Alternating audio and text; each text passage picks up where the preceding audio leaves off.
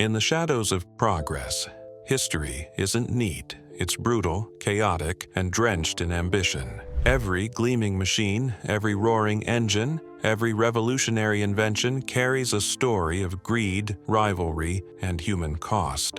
From the hiss of steam in the 18th century mines to the thunder of diesel in the 20th century factories, the pursuit of power and profit left scars invisible to polished museum displays. Lawsuits, sabotage, vanished apprentices, and fiery catastrophes were as common as breakthroughs. Behind the steel, behind the gears, lie secrets of obsession, betrayal, and lives shattered in the name of progress. This isn't the story of invention, it's the hidden battlefield of industry, where brilliance and blood ran hand in hand.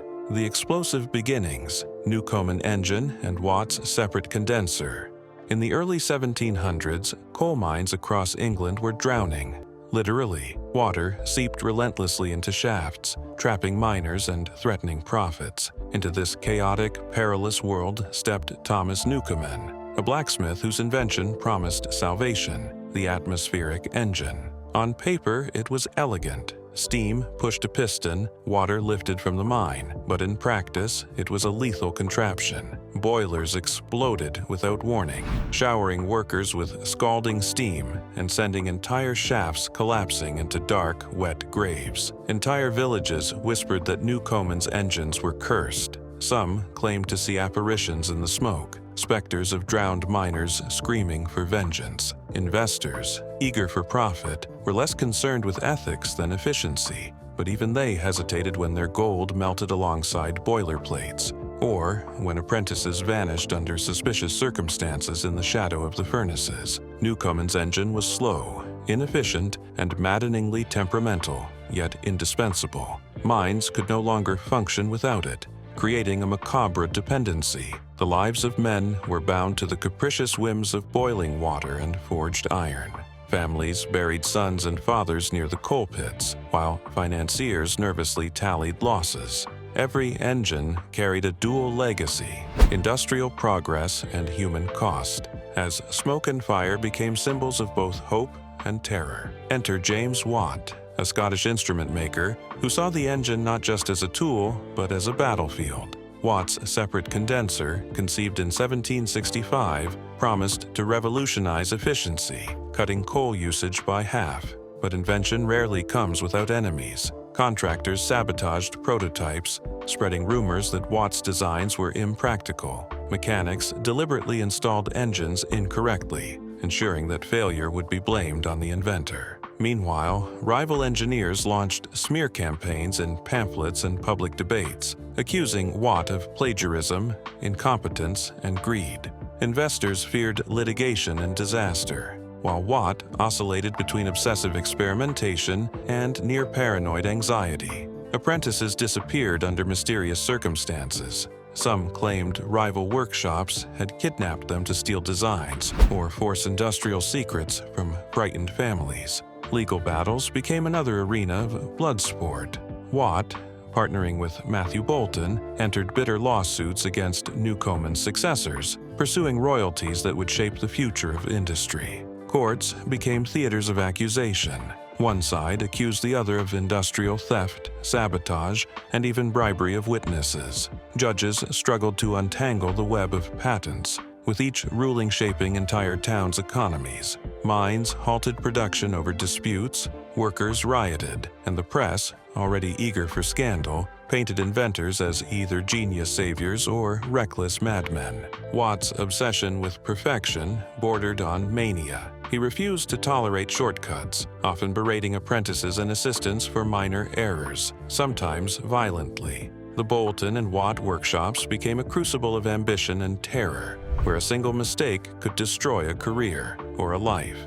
Miners themselves became entangled in the drama. Many feared that a Watt engine installed in their shaft might be safer than a Newcomen, but only marginally.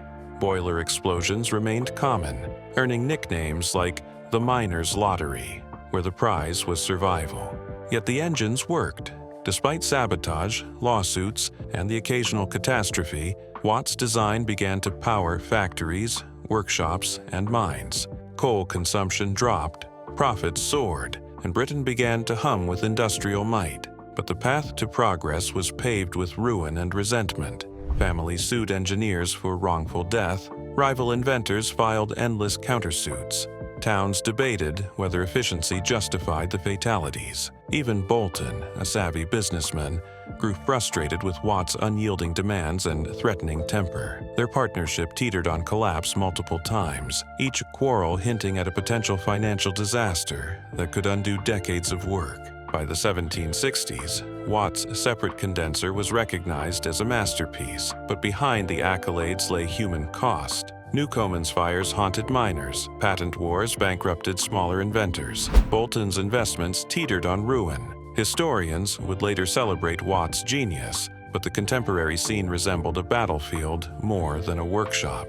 Steam hissed not just as power, it screamed of ambition, obsession, and human fragility. Even today, when museums showcase polished engines, the ghosts linger. The Newcomen engine reminds us of lives scalded for progress, and Watt's condenser of the lawsuits, betrayals, and sleepless nights behind industrial triumph. The first industrial revolution was not a clean story of invention. It was a drama of fire, water, greed, and the ruthless pursuit of power. Iron, greed, and betrayal. Iron Bridge rolling mill, and Bolton and Watt rotary engine. By the late 1770s, iron had become the lifeblood of Britain's industrial ambition. Yet behind every gleaming beam lay a battlefield of ambition, betrayal, and financial ruin. The Iron Bridge in Shropshire, the world's first cast-iron bridge, symbolized progress, but the story of its creation was far from heroic.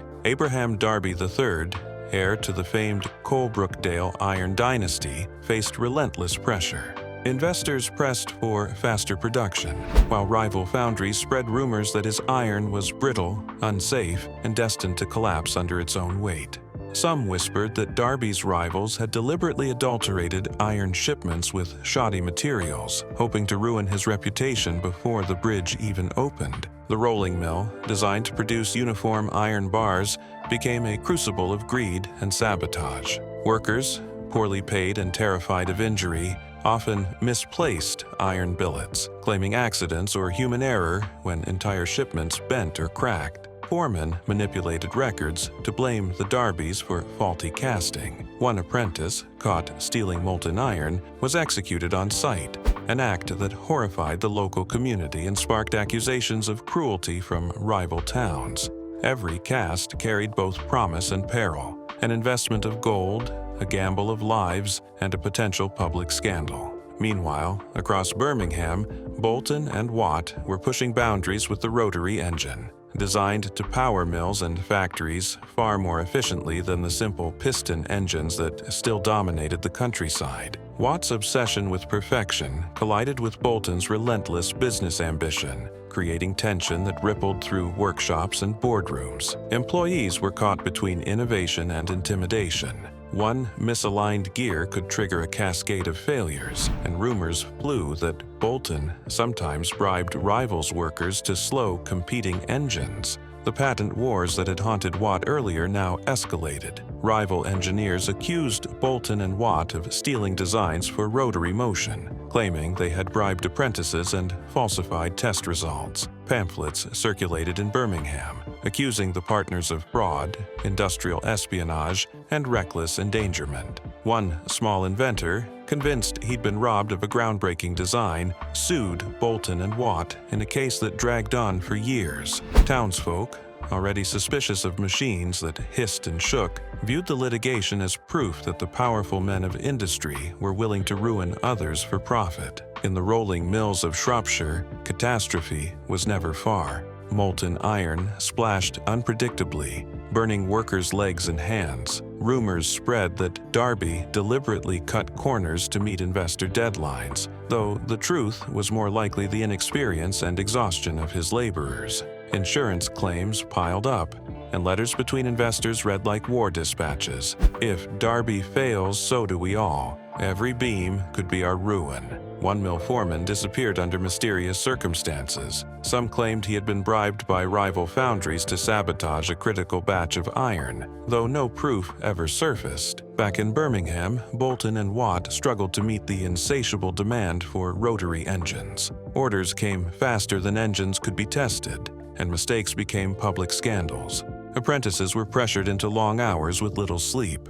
Some tried to flee, only to be threatened with lawsuits or blacklisting in the industrial community. Watt himself oscillated between obsession and paranoia, convinced spies lurked in every workshop shadow. Even the press got involved, painting the duo as tyrannical geniuses, saviors of industry, yes, but also men capable of destroying careers and lives on a whim. Yet, for all the danger, deception, and lawsuits, innovation triumphed.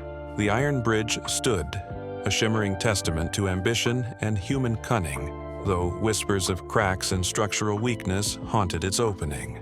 Bolton and Watt's rotary engines powered factories across the country, transforming production, but leaving a wake of destroyed reputations, exhausted laborers, and small inventors bankrupted by relentless litigation. The Industrial Revolution was neither tidy nor ethical. It was messy, bloody, and driven by the twin engines of greed and genius.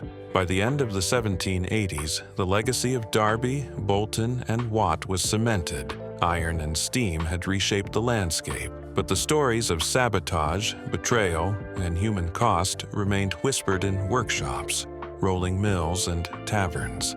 Every beam, every spinning wheel, every hiss of a steam engine carried echoes of ambition, fear, and the ruthless pursuit of profit. Industrial progress had a price, and the ghosts of greed and betrayal haunted every achievement. Spinning Fury, Arkwright's water frame, and Hargreaves' spinning jenny. In the 1760s and 1770s, the cotton industry was Britain's quiet battlefield. Before Richard Arkwright and James Hargreaves arrived, spinning was a slow, tedious craft done in cottages by hand. But progress, as ever, came with blood, betrayal, and lawsuits. James Hargreaves, a weaver from Lancashire, invented the spinning jenny, a device that allowed one man to spin multiple threads at once. On paper, it was miraculous. In reality, it was incendiary. Hand spinners whose livelihoods depended on the slow rhythm of wheel and spindle rioted. Frames were smashed, workshops attacked, and Hargreaves himself had to flee under cover of night after mobs threatened him with tar, feathers, and worse, sometimes even brandishing knives or crude weapons. Arkwright, a barber turned entrepreneur, took things further with his water frame, a mechanized marvel powered by water. Unlike Hargreaves, Arkwright had the audacity to patent his design, turning technical ingenuity into legal warfare. He became notorious for aggressively defending his intellectual property, hiring spies to track competitors and using lawsuits to crush rivals. Small inventors accused him of theft, claiming Arkwright had stolen designs from humble artisans, then paraded them in court to secure monopoly control. In some cases, entire families lost homes after court judgments forced them to surrender mills or pay crippling fines, leaving women and children destitute. Workshops were breeding grounds for paranoia. Arkwright and his partners suspected sabotage at every turn. Tools went missing, threads snapped mysteriously, and engines misfired, sometimes fatally. Workers whispered that rival manufacturers paid apprentices to ruin machinery or steal blueprints. In one notorious case, a water frame exploded after what an official report delicately called unauthorized tampering, killing 2 young boys and setting the building ablaze. Headlines fanned the flames, labeling Arkwright a tyrant whose obsession with profit endangered children, apprentices, and the very fabric of society. The industrial aristocracy, men with money, connections, and voracious ambition, saw opportunity in the chaos. Investors poured gold into spinning mills, but greed bred treachery. Partners double-crossed each other over patents. Letters leaked, detailing secret agreements to undercut competitors. Hargreaves himself, modest and ill-equipped for courtroom battles, struggled to defend his invention. By contrast, Arkwright hired lawyers, spies, and mercenaries of information. The spinning industry became less about cotton and more about cunning. Who could exploit the law, manipulate labor, and survive the rumor mills while navigating a growing underworld of industrial espionage? Laborers bore the brunt of innovation. Families worked 12-hour days beside roaring machines, their fingers nicked, bruised, or lost entirely in the relentless clatter.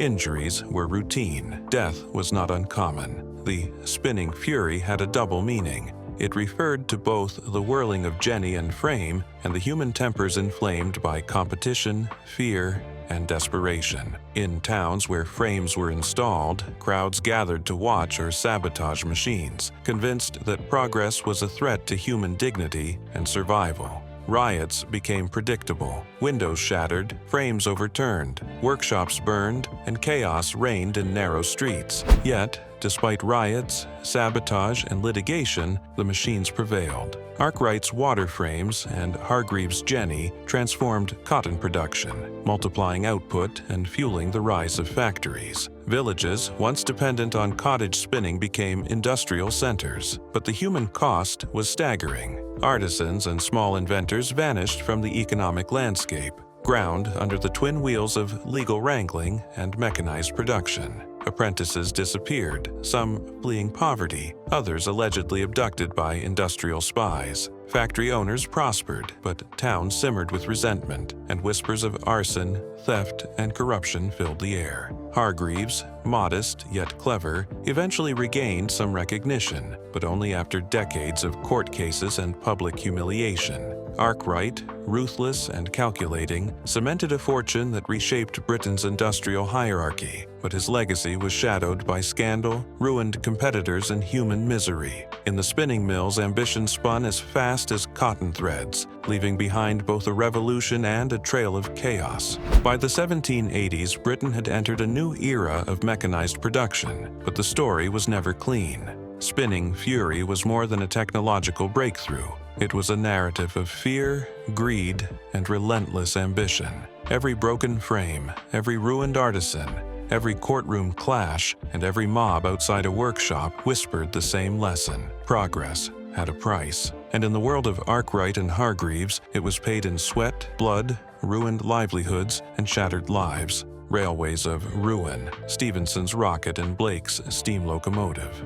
By the early 19th century, Britain's landscape was poised for transformation, but the rails that promised progress were built on a foundation of greed, sabotage, and human misery. The locomotive was king, and George Stephenson and John Blenkinsop, or Blake, depending on the source, were its controversial generals. Stephenson's rocket, a marvel of engineering unveiled in 1829, became a symbol of speed and industrial dominance. But behind the gleaming brass and polished iron lay a battlefield of rivalries, lawsuits, and near-fatal accidents. Stephenson was no saint. Born into a humble mining family, he clawed his way to prominence with ambition bordering on obsession. Competitors accused him of copying earlier designs, embellishing claims of his own genius, and bribing officials to secure contracts. Towns along his railways whispered that Stephenson's workmen often ignored safety in the rush to meet deadlines. Wooden trestles rotted under the weight of overzealous engines, embankments collapsed, and workers plunged to their deaths. Families sued, but legal proceedings dragged on for years, often awarding compensation too late to matter. Across the same tracks, Blake's steam locomotives promised innovation, yet attracted equal scandal. Blake's engines suffered repeated boiler explosions, killing men outright or leaving them horribly scarred. Rumors spread that Blake's staff, exhausted by grueling schedules, had sabotaged parts to demand higher wages or revenge, and some whispered darker motives, deliberate attempts to make Stephenson's designs appear superior. Engineers traded threats in print. Pamphlets accused rivals of fraud, negligence, and even theft of proprietary technology. Courts became arenas of industrial blood sport, where judges struggled to determine who truly owned the future of the rails. The competition was ruthless.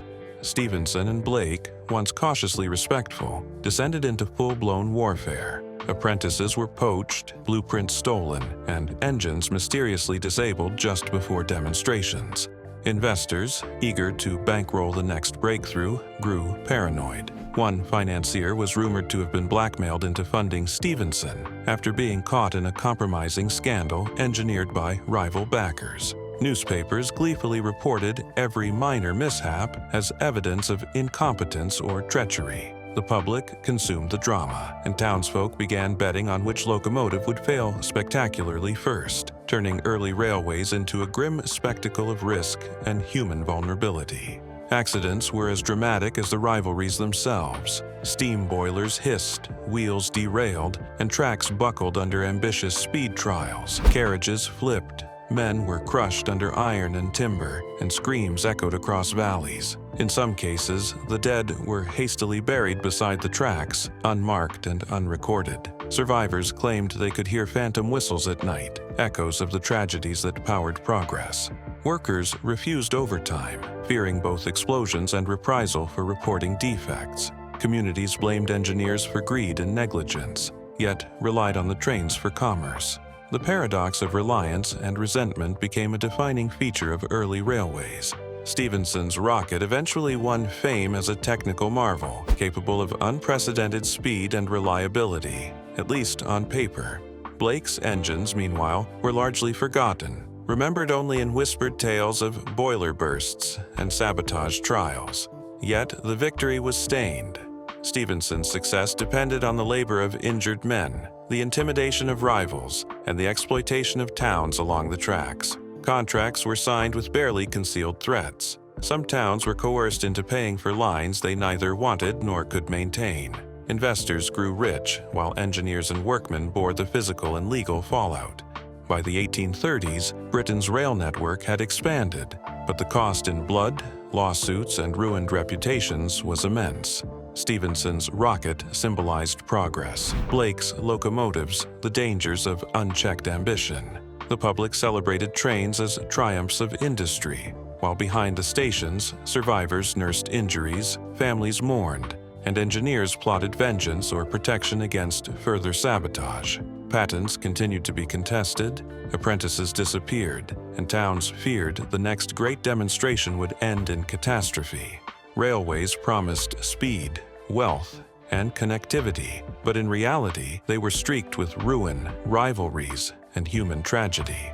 Every whistle screamed not just of industrial achievement, but of ambition, obsession, and lives sacrificed in the relentless pursuit of mechanical supremacy. The tracks themselves were monuments, not only to progress but to scandal, fear, and the shadowy battlefield behind every polished engine.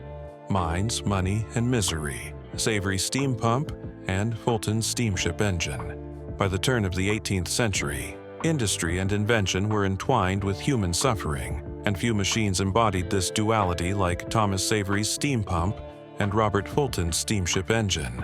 Savory's device, patented in 1698, promised to drain water from flooded mines, a literal lifeline for coal operators, but it arrived with peril attached. Boilers overheated, valves burst, and the fiery bursts of escaping steam turned men into human torches. Miners nicknamed the pump the Devil's Tongue, claiming that it whispered threats in the hissing of venting steam. Whole shafts were abandoned after repeated accidents, and rumors spread that Savory's machines carried curses, ensuring that no mine would be profitable without tragedy. Savory himself was no hero. He exaggerated the pump's capabilities to investors, claiming it could lift water from depths that defied physics. Desperate financiers, seduced by gold and the illusion of technological mastery, sank fortunes into failing installations. Some mines were bankrupted, and creditors hounded operators with threats, dueling over unpaid debts while the pumps sat uselessly in tunnels. Families of drowned miners sued in vain. The law struggled to assign blame between engineer, owner, and overseer. Towns whispered of secret bribes. Savory allegedly paid officials to certify installations as safe, even when inspections revealed charred beams and warped iron.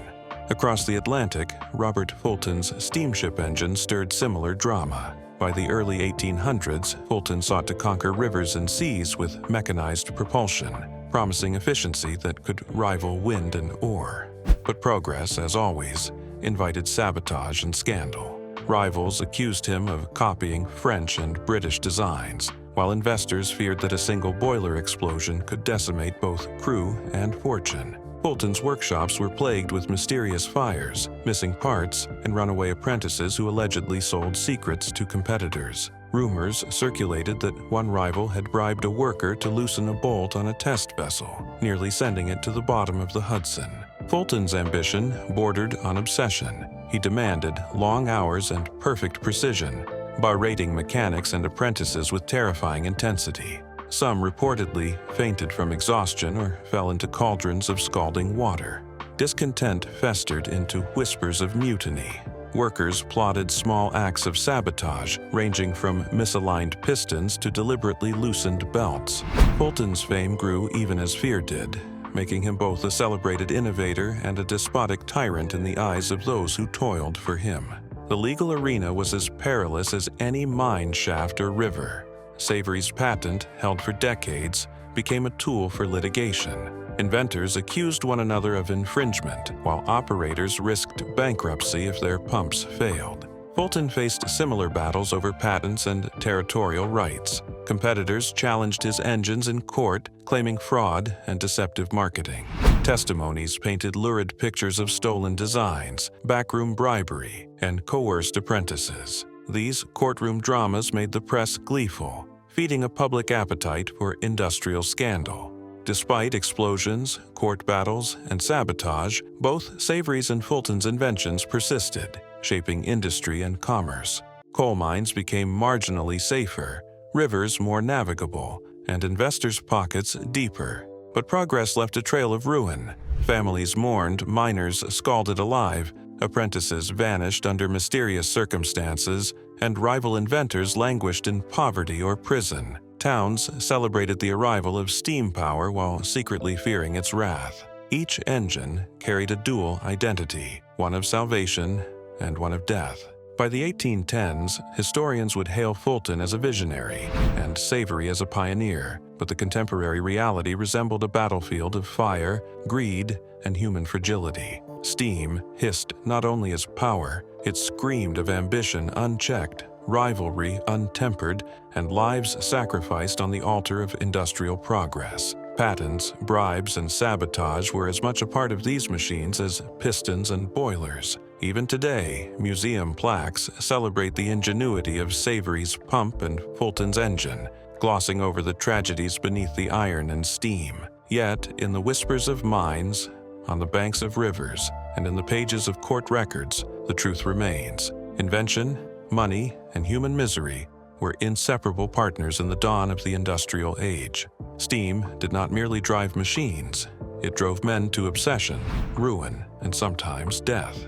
Farming's fiery feuds, Massey Harris Reaper, and Ferguson's three-point hitch tractor. By the mid-19th century, the quiet fields of agriculture had become a new battlefield. Farming, once tied to rhythm and tradition, now groaned under the weight of machinery, money, and human ambition. Few inventions stirred as much controversy as the Massey Harris Reaper and Harry Ferguson's three-point hitch tractor, each promising to revolutionize labor while sowing rivalry, sabotage, and bloodshed. The countryside, long serene, now echoed with the clatter of machines and whispers of resentment, fear, and envy. The Massey Harris Reaper, developed in Canada, was hailed as a miracle for grain farmers. One man could do the work of 10.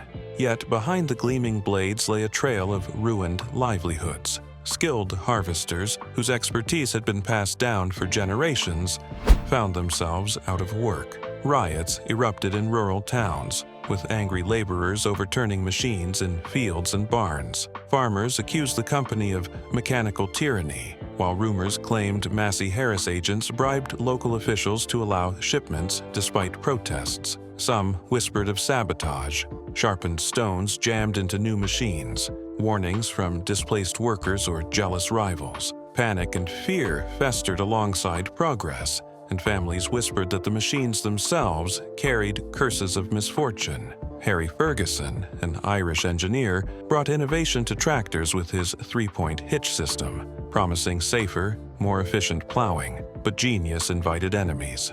Ferguson's designs threatened established manufacturers who saw decades of profit evaporating. Factories producing older models hired spies to steal blueprints, while rivals orchestrated campaigns portraying Ferguson as reckless, incompetent, and greedy. One prototype tractor mysteriously caught fire during a public demonstration.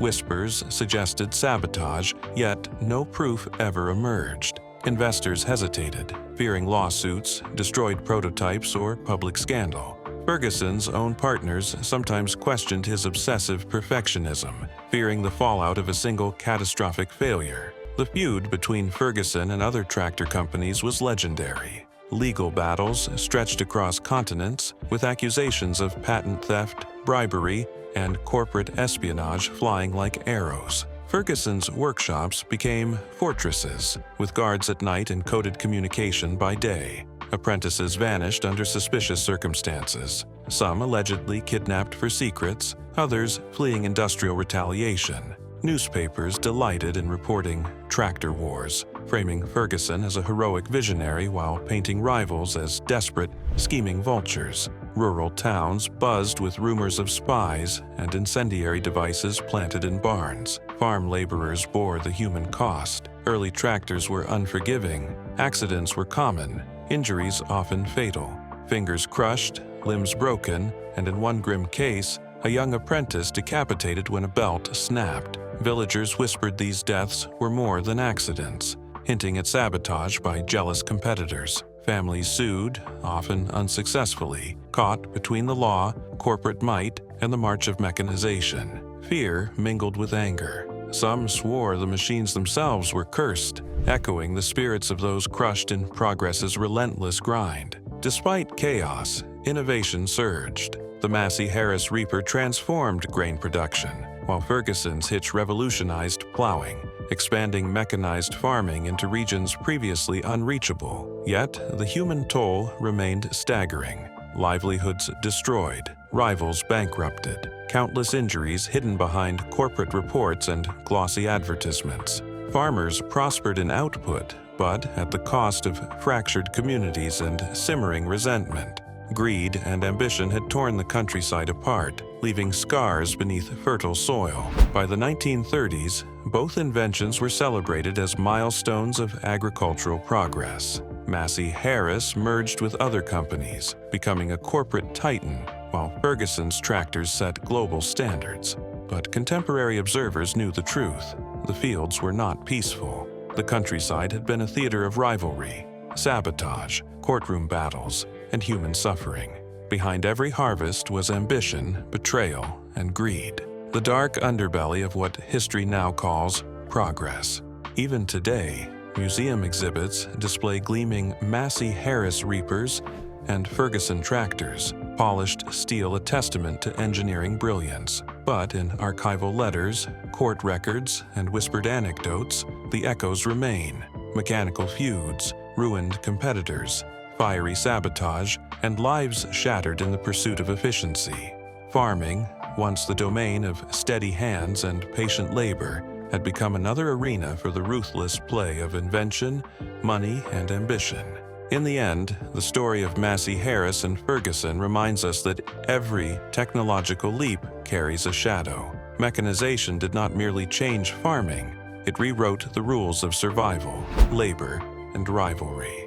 Steam, steel, and gears brought abundance, but also betrayal, fear, and the occasional corpse hidden in the churn of history's wheels. Shadows linger in fields long harvested, warning that behind every plow and engine lies a story of ambition, obsession, and human cost. Engines of controversy: Detroit Diesel Series 71 and Caterpillar D8 tractor. By the 1930s and 1940s, the roar of modern engines signaled both progress and peril. The industrial heart of America pulsed through Detroit Diesel's Series 71 engines and Caterpillar's D8 tractors. But behind the steel and pistons lay a labyrinth of corporate feuds, financial brinkmanship, and human misfortune.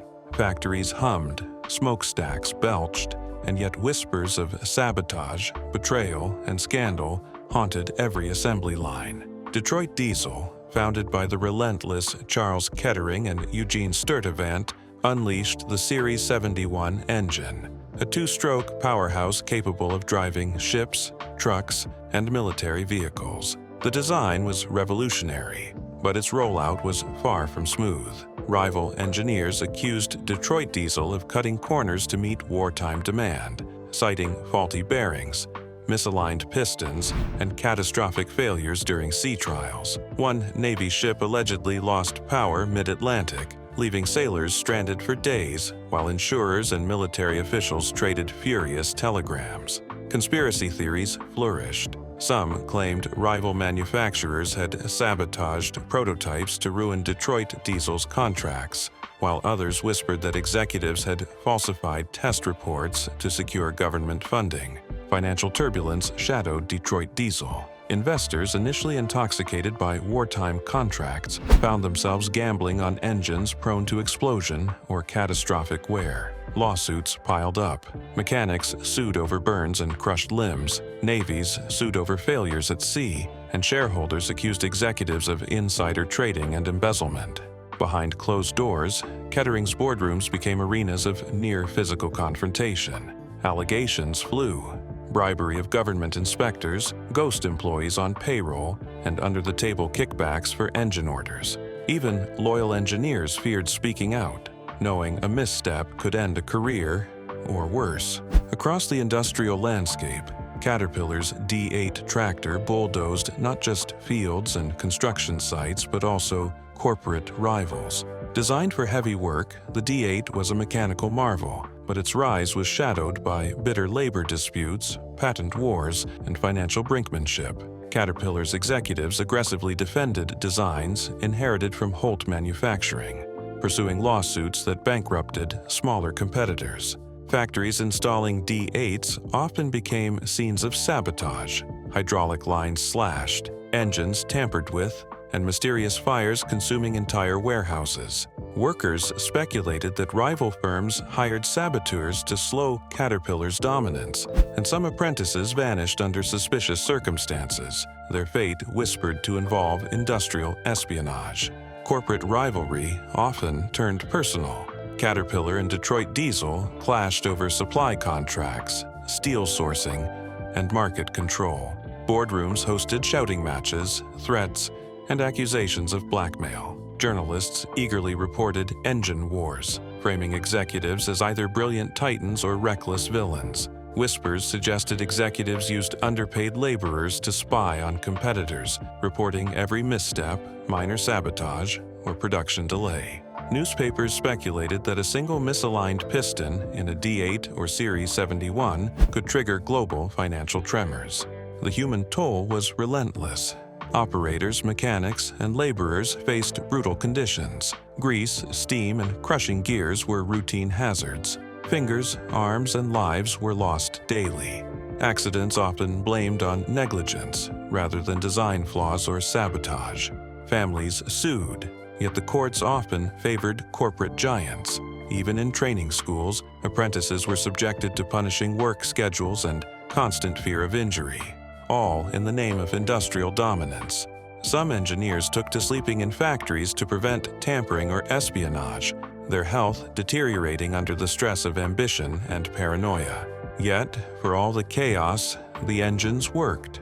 The Series 71 powered ships and trucks that kept wartime logistics moving.